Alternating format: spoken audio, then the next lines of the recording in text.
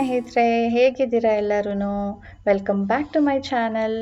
ಇವತ್ತು ನಾನು ಹುಷಾರಾಗಿದ್ದೀನಿ. ಲೋ ಲೆವೆಲ್ ಎನರ್ಜಿ ಅಥವಾ ಮೂಡ್ ಸ್ವಿಂಗ್ ಆ ಥರ ಏನೂ ಆಗ್ತಾ ಇಲ್ಲ. ಸೊ ಬೆಳಿಗ್ಗೆನೇ ವ್ಲಾಗನ್ನು ಸ್ಟಾರ್ಟ್ ಮಾಡ್ತಾ ಇದ್ದೀನಿ. ನಾನೀಗ ಹೇಗೆ ಅಡ್ಯಾಪ್ಟ್ ಆಗ್ತಾ ಇದ್ದೀನಿ ಅಂದರೆ, ಯಾವತ್ತು ನನಗೆ ಎನರ್ಜಿ ಇದೆ, ನನ್ನ ಮೂಡ್ ಚೆನ್ನಾಗಿದೆ ಅನಿಸುತ್ತೋ ಅವತ್ತೆಲ್ಲನೂ ವ್ಲಾಗ್ ಮಾಡ್ತಾ ಇದ್ದೀನಿ. ಯಾವತ್ತು ನನಗೆ ಲೋ ಎನರ್ಜಿ ಅನ್ನಿಸ್ತಾ ಇದೆ, ಏನು ಮಾಡೋಕ್ಕೆ ಮನಸ್ಸಾಗ್ತಾ ಇಲ್ಲ ಅನಿಸುತ್ತೋ ಅವತ್ತು ಅದ್ರ ಬಗ್ಗೆ ಯೋಚನೆ ಮಾಡಿದೆ, ಚಿಂತೆ ಮಾಡಿದೆ, ಯಾಕಪ್ಪ ಹಿಂಗೆ ಆಗ್ತಾ ಇದೆ ಅಂತಾನೂ ಯೋಚನೆ ಮಾಡಿದೆ. I am just accepting that ಇವತ್ತು ನಂಗೆ ಆಗ್ತಾ ಇಲ್ಲ, let's not worry much about it ಅಂತ ಹೇಳಿಬಿಟ್ಟು. ಬಿಕಾಸ್ ನಾನು ವರಿ ಮಾಡಿದ್ರೂ ಪ್ರಯೋಜನ ಇಲ್ಲ, ಮತ್ತಷ್ಟು ನನಗೆ ಬೇಜಾರಾಗುತ್ತೆ ಹೊರತು ಐ ಡೋಂಟ್ ಫೀಲ್ ಗುಡ್. ಅದಕ್ಕೆ ನಾನು ದಿನ ಬೆಳಿಗ್ಗೆ ಎದ್ದ ಮೇಲೆ ಹೇಗಾಗುತ್ತೋ ಹಾಗೆ ನನ್ನ ದಿನ ರೂಟೀನ್ ಎಲ್ಲನೂ ನಡೀತಾ ಇದೆ. ಸಮ್ಟೈಮ್ಸ್ ಎಷ್ಟು ಬೇಜಾರಾಗುತ್ತೆ ಗೊತ್ತಾ, ರಾತ್ರಿ ನಾನು ಏನೋ ಪ್ಲ್ಯಾನ್ ಮಾಡಿ ಮಲಗಿರ್ತೀನಿ, ನಾಳೆ ಬೆಳಿಗ್ಗೆ ಇಷ್ಟಿಷ್ಟು ಗಂಟೆಗೆ ನಾನು ಇಷ್ಟಿಷ್ಟು ಕೆಲಸ ಮಾಡ್ಕೊಳ್ಬೇಕು, ಸೊ ಹೋಲ್ ಡೇ ಪ್ಲ್ಯಾನ್ ಮಾಡಿರ್ತೀನಿ. ಬಟ್ ಅದೇ ನಾನು ಪ್ಲ್ಯಾನ್ ಮಾಡಿರ್ತೀನಿ ಆ ಥರ ಆಗತ್ತೋ ಅಥವಾ ಏನು ರೀಸನ್ನು ಗೊತ್ತಿಲ್ಲ, ಎಲ್ಲ ರೀಶೆಡ್ಯೂಲ್ ಆಗುತ್ತೆ. ನಾನು ಅಂದ್ಕೊಂಡಿದ್ದ ಥರ ಯಾವುದೂ ಆಗೋದಿಲ್ಲ. ಅದಕ್ಕೆ ಈಗ ಹೇಗೆ ಪ್ಲ್ಯಾನ್ ಮಾಡ್ತಾ ಇದ್ದೀನಿ ಅಂದರೆ, let's not worry about tomorrow. Main thing ಏನಪ್ಪ ಅಂದರೆ, ನಾನು ರಾತ್ರಿನೇ ನಾಳೆಗೆ ಏನು ತಿಂಡಿ ಮಾಡಬೇಕು ಅದನ್ನು ಪ್ರಿಪೇರ್ ಮಾಡಿ ಇಟ್ಕೊಳ್ತೀನಿ. ಹಾಫ್ ಪ್ರಿಪ್ರೇಷನ್ ಎಲ್ಲ ಆಗಿರುತ್ತೆ. ದಟ್ಸ್ ದ ಓನ್ಲಿ ಥಿಂಗ್ ನಾನು ನಾಳೆಗೆ ಅಂತ ಯೋಚನೆ ಮಾಡೋದು. ಬಾಕಿದೆಲ್ಲನೂ ನಾಳೆ ಹೇಗಿರುತ್ತೋ ಹಾಗೆ ಮಾಡಿಕೊಂಡು ಹೋಗೋಣ ಅಂತ ಥಿಂಕ್ ಮಾಡ್ತಾ ಇದ್ದೀನಿ. ಸೊ ನೀವು ತುಂಬ ಜನ ಹೇಳಿದ್ರಿ ಈ ಏಜ್ಲಿ ಆ ಥರ ಕಾಮನ್ ಆಗಿ ಆಗತ್ತೆ, ಥೈರಾಯ್ಡ್ ಟೆಸ್ಟ್ ಕೂಡ ಮಾಡಿಸ್ಬೇಕು ಅಂತ. So I am thinking at present ನಾನು ಹಾರ್ಮೋನ್ ಟ್ಯಾಬ್ಲೆಟ್ಸ್ ಮೇಲೆ ಇರೋದ್ರಿಂದ ನಾನು ಅದೆಲ್ಲ ಆದಮೇಲೆ ಮತ್ತೆ ಅದು ಅಕ್ಕರಾದರೆ ಆಗ ನಾನು ನನ್ನ ಬ್ಲಡ್ ಟೆಸ್ಟ್ ಬಗ್ಗೆ ಥಿಂಕ್ ಮಾಡ್ತೀನಿ. So thank you for all your concerns and good wishes. So ಈಗ ಮನೆ ಕೆಲಸಗಳೆಲ್ಲ ಜಾಸ್ತಿ ಏನೂ ಇರಲಿಲ್ಲ ಇವತ್ತು, ಬಟ್ ಸ್ವಲ್ಪ ಎಡಿಟಿಂಗ್ ಇತ್ತು, ಅದನ್ನು ಮಾಡಿ ಮನೆ ಕೆಲಸ ಮುಗಿಸಿ ಈಗ ನೋಡಿ ಪೂಜೆ ಮಾಡಿಬಿಟ್ಟು ಕಿಚನ್ಗೆ ಎಂಟ್ರಿ ಆಗಿದ್ದೀನಿ. ಯೂಶ್ವಲಿ ನಾನು ಕಿಚನ್ ಕೌಂಟರ್ ಟಾಪನ್ನು ಸಾನೋ ಸ್ಕೂಲ್ಗೆ ಹೋದ್ಮೇಲೆ ಒಂದು ಹಾಫ್ ಆನ್ ಅವರಲ್ಲಿ ನಾನು ಕ್ಲೀನ್ ಮಾಡ್ಕೊಳ್ತಾ ಇದ್ದೆ ಯೂಶ್ವಲಿ. ಬಟ್ ಇವತ್ತು ಯಾಕೋ ಮಾಡೋಕ್ಕೆ ಮನಸ್ಸಿರಲಿಲ್ಲ. ಅದಕ್ಕೆ ಮನೆ ಗುಡಿಸ್ಬಿಟ್ಟು ಸ್ನಾನ ಮಾಡಿ ಬಂದು ಈಗ ಪೂಜೆ ಮಾಡಿಬಿಟ್ಟು ಈಗ ಪಾತ್ರೆಗಳನ್ನೆಲ್ಲಾನು ಎತ್ತಿ ಕೌಂಟರ್ ಟಾಪನ್ನು ಕ್ಲೀನ್ ಮಾಡ್ಕೊಳ್ತಾ ಇದ್ದೀನಿ.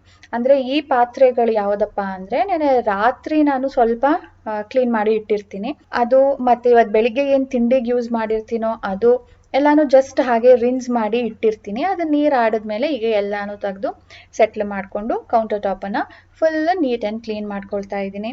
ಮತ್ತು ಈಗ ನಾನು ಮಧ್ಯಾಹ್ನಕ್ಕೆ ಏನು ಮಾಡಬೇಕು, ಸಂಜೆಗೇನು ಅಂತ ಎಲ್ಲ ಪ್ಲ್ಯಾನಿಂಗ್ ನಂದು ಶುರು ಆಗುತ್ತೆ.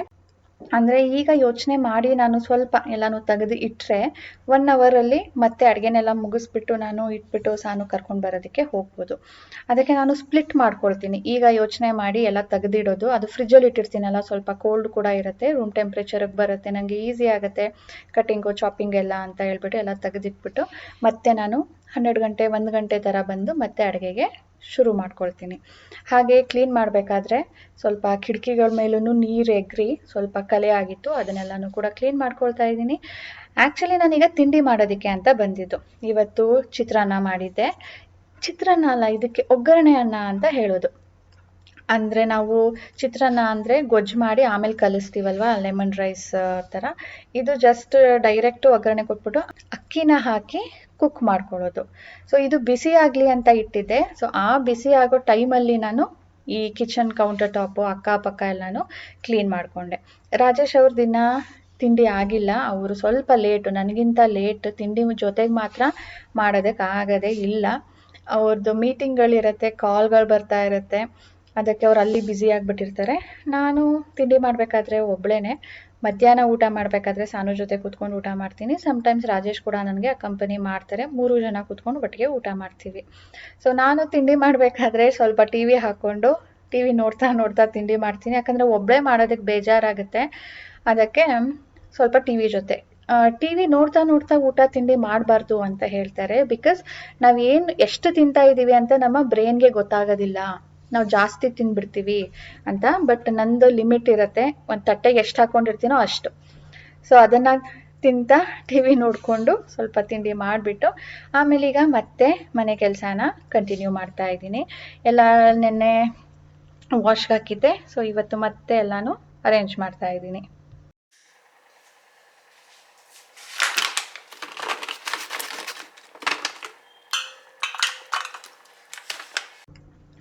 ಇದು ಡ್ರೈಡ್ ಆಪ್ರಿಕಾಟ್.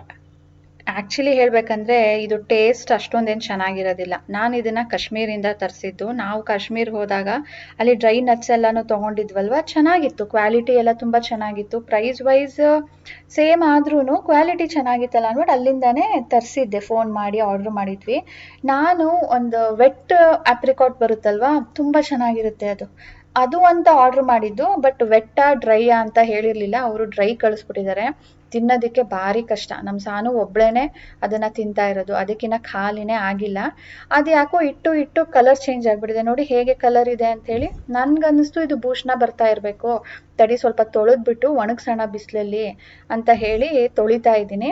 ಅದರಲ್ಲಿ ನೋಡಿದ್ರೆ ಯಾವುದಾದ್ರು ಒಂದೊಂದು ಮಾತ್ರನೇ ಆ ಥರ ಕಲರ್ ಚೇಂಜ್ ಆಗಿರೋದು, ಬಾಕಿದೆಲ್ಲ ಚೆನ್ನಾಗಿದೆ. ಅಂದರೆ ಫುಲ್ ಡ್ರೈ ಆಗಿದೆಯಲ್ಲ, ಆ ಥರ ಏನೂ ಆಗಿಲ್ಲ. ಬಟ್ ಸ್ಟಿಲ್ ಒಂದು ಸಾರಿ ನೀರಿಗೆ ಹಾಕಿದಾಗ ನೋಡಿ ನೀರು ಕಲರ್ ಚೇಂಜ್ ಆಯಿತು.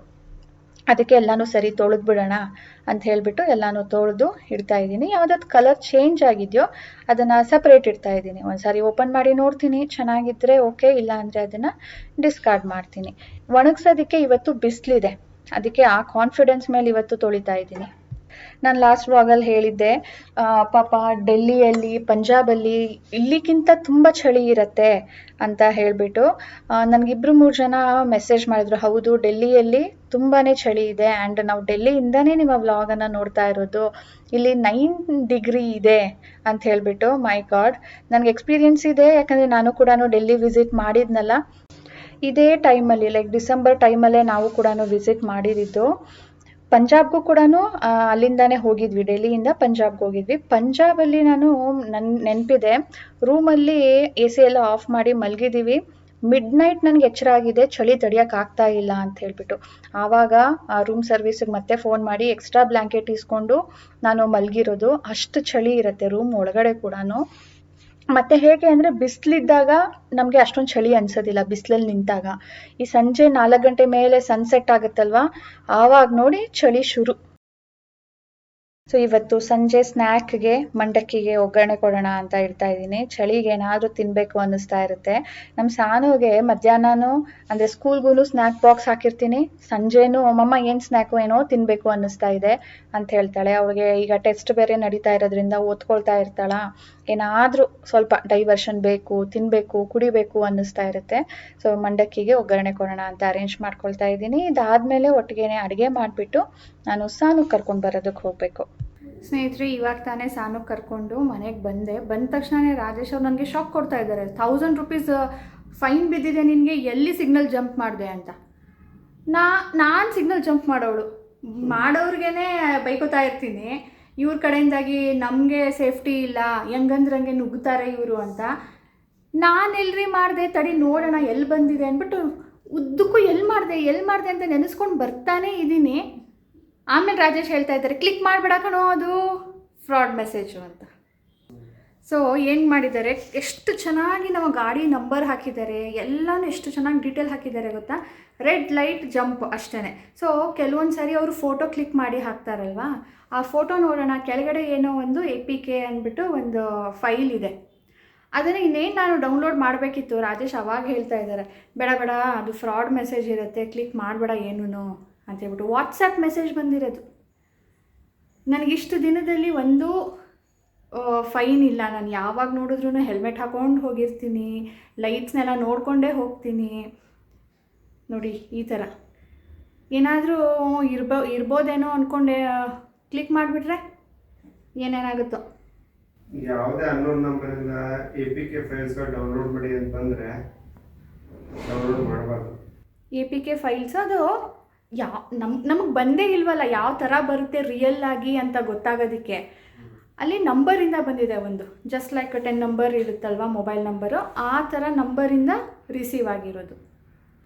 ಆಮೇಲೆ ರಾಜೇಶ್ ಅದನ್ನು ನೋಡಿಬಿಟ್ಟು ಕ್ಲಿಕ್ ಮಾಡೋ ಮುಂಚೆ ಹೇಗೆ ನಮ್ಮ ಫೈನ್ ಬಿದ್ದಿದೆಯೋ ಇಲ್ವೋ ಅಂತ ಚೆಕ್ ಮಾಡೋದು ಅಂತ ಹೇಳಿಬಿಟ್ಟು ಗೂಗಲೆಲ್ಲ ಮಾಡಿದ್ದಾರೆ. ಗೂಗಲ್ ಮಾಡಿ ಅಲ್ಲಿ ಚೆಕ್ ಮಾಡಿ ನಮ್ಮ ವೆಹಿಕಲ್ ನಂಬರ್ ಅಗೇನ್ಸ್ಟ್ ಕನ್ಫರ್ಮ್ ಮಾಡಿಕೊಂಡು ಆಮೇಲೆ ನನಗೆ ಈ ಥರ ಹೇಳ್ತಾ ಇದ್ದಾರೆ. ಸೊ ನೀವು ಕೂಡ ರಿಸೀವ್ ಆಗಿದೆ ಅಂದ ತಕ್ಷಣವೇ ಚೆಕ್ ಮಾಡೋದಕ್ಕೆ ಹೋಗಬೇಡಿ, ವೆರಿಫೈ ಮಾಡಿ ಗೂಗಲಲ್ಲಿ. ನೋಡಿ, ಇದು ಪರಿವಾಹನ್ ಅಂತಾನೆ ಬಂದಿದೆ ಅಲ್ವಾ? ಹಂಗೆ ಟ್ರಿಕ್ ಮಾಡ್ತಾರೆ. ಬಿಸ್ನೆಸ್ ಅಕೌಂಟ್ ರೀನೇಮ್ ಮಾಡೋದಕ್ಕೆ ಏನು ನಂಬರ್ ಅಷ್ಟೇ, ಅದು ಬಿಸ್ನೆಸ್ ಅಕೌಂಟ್ ಅಂತ ರೀನೇಮ್ ಮಾಡ್ಕೊಂಡಿದ್ದಾರೆ ಅಷ್ಟೇ. ಅದೇನದು ಸಂಪರ್ಕ ಪರಿವಾಹನ್ ಅಂತಾನೆ ಯಾವುದೋ ಬರೋದು. ಅಲ್ಲಿ ಹೋಗ್ಬಿಟ್ಟು ಚೆಕ್ ಮಾಡಿ ಆಮೇಲೆ ಇಲ್ಲಿ ಬಂದು ಫ್ರಾಡ್ ಕಣೋ ತೆಗಿಬೇಡ ಅಂತ ಹೇಳಿದ್ರು. ಸೊ ನೋಡಿ, ಈ ಥರನೂ ಫ್ರಾಡ್ಗಳು ಹೆಂಗಂದ್ರೆ ಹಂಗೀಗ ನಾವು ಏನು ಈ ಥರ ಮಾಡ್ಬೋದಾ ಅಂತ ಯೋಚನೆ ಮಾಡೋಂಗಿಲ್ಲ. ಎಲ್ಲ ಕಡೆನೂ ಮಾಡಿ ಇರ್ತಾರೆ. ಮೋಸ ಮೋಸ ಮೋಸ ಎಲ್ಲ ಕಡೆನೂ. ತುಂಬ ಅಂದರೆ ತುಂಬಾ ಕೇರ್ಫುಲ್ ಆಗಿರಬೇಕು. ಊಟ ಮುಗಿಸಿದ್ವಿ. ಇವತ್ತು 3 ಜನ ಕೂತ್ಕೊಂಡು ಊಟ ಮಾಡಿ ಸಾನು ಓದೋದಕ್ಕೆ ಶುರು ಮಾಡಿದ್ದಾಳೆ. ಅಂದರೆ ಅವಳು ಓದಿರ್ತಾಳೆ, ಸ್ವಲ್ಪ ರಿವೈಸ್ ಮಾಡ್ಕೊಳ್ತಾಳೆ. ಆಮೇಲೆ ನಾನು ಸ್ವಲ್ಪ ಕ್ವೆಶನ್ಸ್ನ ಕೇಳ್ತೀನಿ, ಅವಳು ಆನ್ಸರ್ ಮಾಡ್ತಾಳೋ ಇಲ್ವೋ ಅಂತ ನೋಡೋದಕ್ಕೆ. ಅವಳು ರೂಮ್ ಸೇರಿದ್ದಾಳೆ. ನಾನು ಲಾಸ್ಟ್ ವ್ಲಾಗಲ್ಲಿ ಹೇಳಿದ್ದೆ ನೋಡಿ, ಸ್ಕ್ಯಾನಿಂಗ್ ಹೋಗಬೇಕು ಅಂತ ಇದ್ದೀನಿ ಅಂತ. ಹೋಗಿ ಮಾಡಿಸಿ ಬಂದೆ.